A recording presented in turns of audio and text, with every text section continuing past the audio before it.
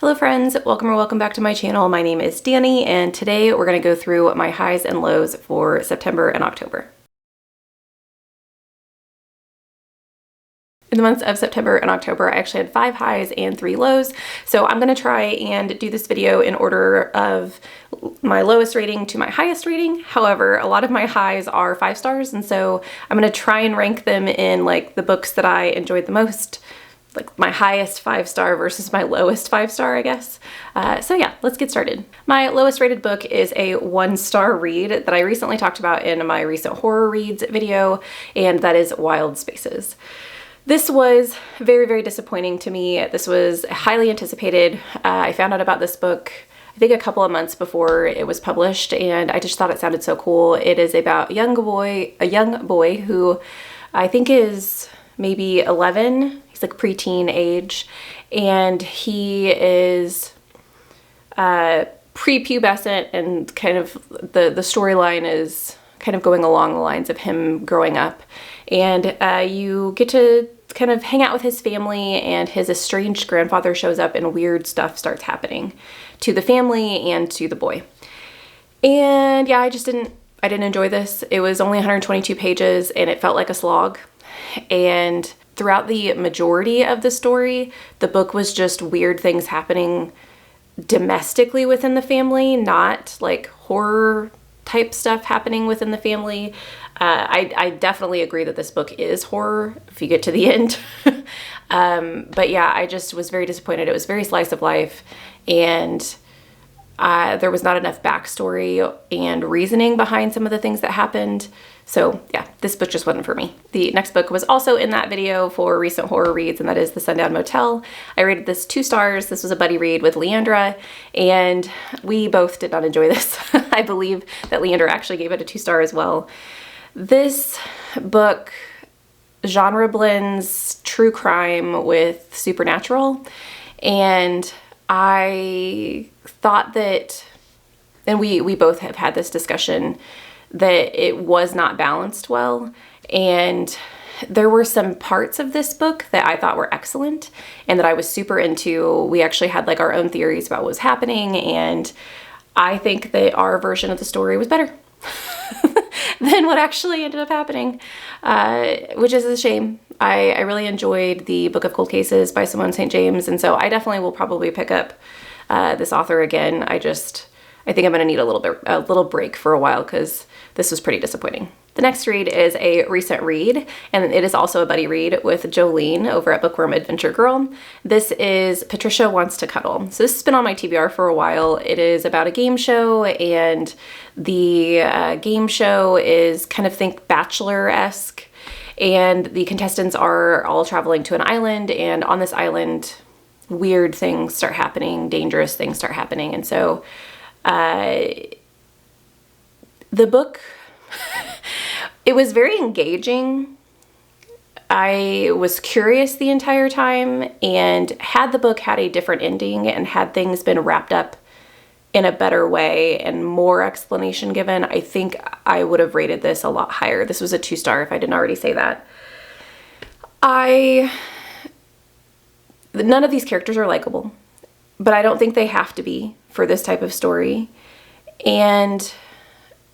But because of the fact that they weren't likable, and then some of the things that happened, the ending seemed very rushed. It was kind of, the game show was definitely like the highlight of, like, it was the majority of the storyline. We were getting all of these people, like the dating vibes and kind of the rivalries. There was a couple of really cool things about this book. This book does have kind of mixed media. There are blogs mixed in that are like web chats that people are having about the people on this show and like their speculation of what's going on. And I thought that was a really cool aspect. Once again, this book was very engaging. I just think at the very end, after I read it, I was confused. What was the point? Why did the things that happened? There was no backstory for something in particular that's very significant in the end of the book. And we were just left to kind of accept a lot of things, which I didn't enjoy. So On to my highs for these 2 months, and I'm going to put the nonfiction that I read first in this list. Not that I enjoyed it less than the others, but I don't rate nonfictions, and so being that I am mentioning it, I think that this nonfiction is excellent, but I just don't feel right about reading someone's memoir. I think it's someone sharing their life, and you can like it and you can hate it, but I don't know. I just feel weird about giving ratings. No judgment for anybody else that does, but I read I'm Glad My Mom Died, and I did a vlog on this if you guys are interested in hearing my thoughts in detail. I absolutely loved this book. It was heartbreaking. It was horrifying, some of the things that Jennette McCurdy went through in her young life and even leading into her adult life. But I think this book has some really good messages on letting go and on trauma and how it affects, how it's almost cyclical, and the process of grieving. And I really enjoyed this book, even though it is, please read trigger warnings before you read it because there are a lot of things in this book I did not anticipate. And it was very hard to read at times, but the pacing of this book is excellent. I feel like you get a snippet and then you get brought back out. And so it's almost like you're able to breathe throughout the book, even though you're reading some very hard-hitting material. I think it was very well done. And I hope that Jennette McCurdy writes more, even if it's not nonfiction. If it's fiction, I will definitely be picking up more from her if she decides to continue writing. I know I said I was going to do these in like my most liked versus my least liked, but it's really hard to decide. And I didn't plan any of that beforehand, so it's not like I have like an order. So I'm just doing this off the top of my head. So no promises that this won't change by the end of the year. So I'm just going to go off of gut feeling which books, which highs do I think are better than others in this moment in time. I might change my mind at a later date. We'll see. The first book that I'm going to talk about is Mary. So this was in my recent horror reads video as well. I absolutely love this. This is something I've been waiting a year to read by Nat Cassidy, and I will pick up more books by Nat Cassidy without a doubt. This is about Mary, who is a premenopausal, this is 5 stars before I guess I even get started. So everything past this point is going to be 5 stars as well. So we follow Mary, who is a premenopausal woman who starts seeing things when she looks at women. She sees their faces decay, and even when she looks in a mirror, she sees herself decay. And she also starts seeing visions of these people who are dead. And it so happens that those deaths are actually occurring. And so she starts having doubts about, is she the cause of this? What's going on in her head? What's happening? And she seeks out the help of medical doctors. The story ends up leading her home, and a mystery ensues. She has to figure out, what's going on with her and whether or not she is in control of herself or if she needs to seek help elsewhere.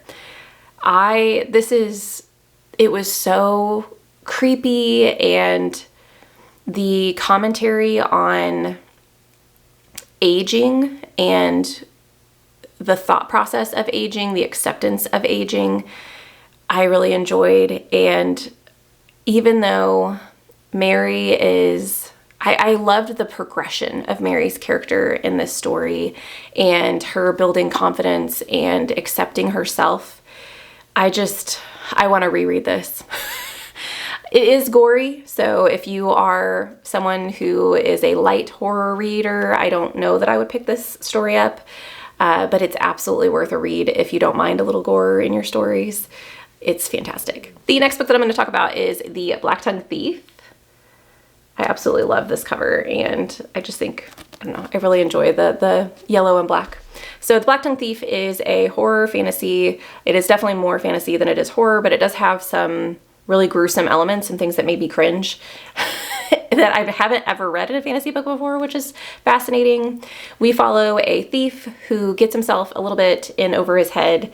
He is indebted to some pretty dangerous people, gets involved with a guardian of the goddess of death, and there are all these things happening, all these moving pieces in the world. You have cannibalistic goblins that the humans have had wars against in the past, where there are still tensions between those two races of people. You also have some current things happening that involve giants destroying some of the kingdom that has just gotten over their war with goblins, and the main character ends up getting himself kind of mixed into that. I can't wait until the second book comes out. It has not been released yet, and I don't know that there is a current release date for it, but I am excited to see where this world goes. If you enjoy fantasy, if you enjoy dark fantasy specifically, I would definitely say that you should pick this up. The next book that I'm going to talk about is the one that is displayed right behind me, and that is The September House. This book blew me out of the water. I was so excited about this because I saw it everywhere, and I purposely did not buy it at the bookstore the first time I saw it because I was like, I need to give it a chance. I need to read it first and see if I'm going to love it. And oh my gosh, it didn't disappoint. It is about a couple who they are retirement age, and they buy this large kind of Victorian home, and it comes at a very cheap price, and they're not quite sure why. Well, they find out very quickly that there have been some people that have died. The realtor tells them before they buy the house there have been deaths in the house, and they very quickly figure out that the house is haunted after they move in, and they refuse to leave. It is their house. They bought the house. You follow the wife, Margaret, I believe is her name. I always forget main characters' names right after I read the book. I'm pretty sure it's Margaret. And she is stubborn, and she refuses to leave, even though every September things get really, really, really bad, and you start seeing more and more of these ghosts in the house and some beings that are questionably evil. And it is definitely horror. It's gruesome, but it also has like a comical feel to it.